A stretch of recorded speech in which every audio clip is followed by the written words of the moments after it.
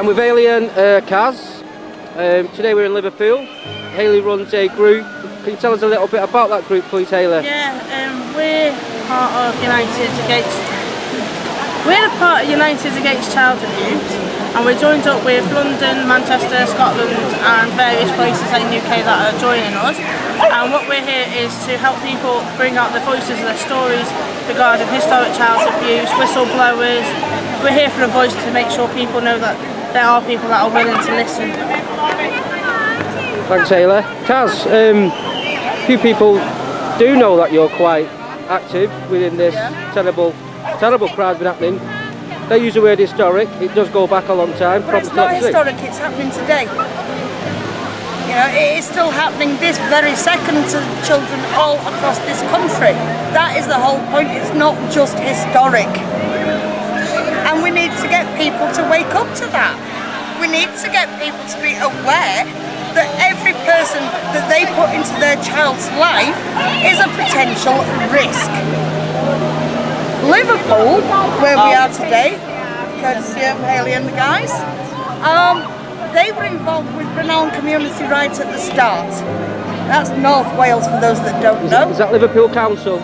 Liverpool Social Services. They set the bar for the fees for every authority that undertook services from Brunel community without checking anything that was going on there. They never once ran checks on the place. In fact, at one point, when Paddy French interviewed them for the HTV Wales This Week documentary, they turned around and their comment was, it was not our job to monitor it. So do you think that a lot of these crimes have been hidden in the compartmentalisation of things? They've been hidden every way they can. If they can find a way to bury it in paperwork, or in Chester where the fire was, in the Pickford furniture shipping and packing warehouse, and all the Brunel community documents were destroyed. That warehouse is still owned by Pickfords, it's still a furniture shipping and packing warehouse, and it has burnt down 3 times so far. Oops. You'd think Pickfords would have an insurance company that would pull that one, wouldn't you?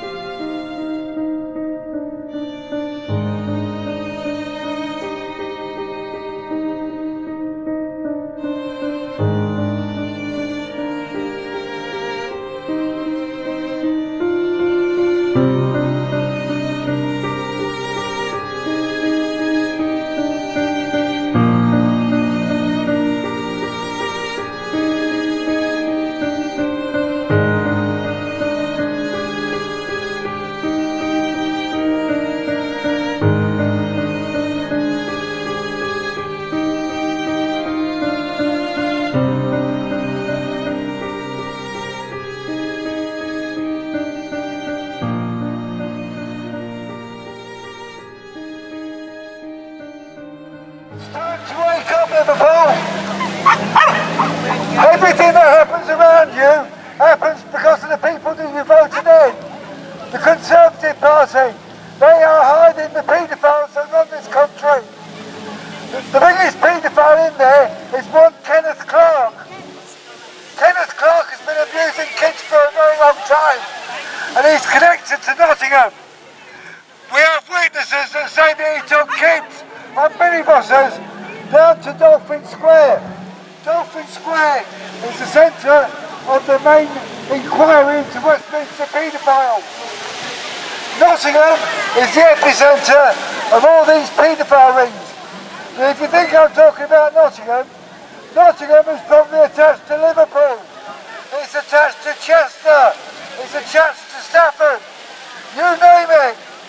The paedophilia by the establishment runs right through the country. And it's only with people standing up to be countered that we're going to put an end to it. We in Nottingham have now got a public inquiry. We've also got the national inquiry. Nottingham is going to be the hub of the national inquiry. We are going to take the establishment down. We're no longer victims of the past. We're survivors of the future. We're here to protect your children, your grandchildren, and future generations. It's time to wake up and smell the coffee, because we're not going to tolerate child abuse no more.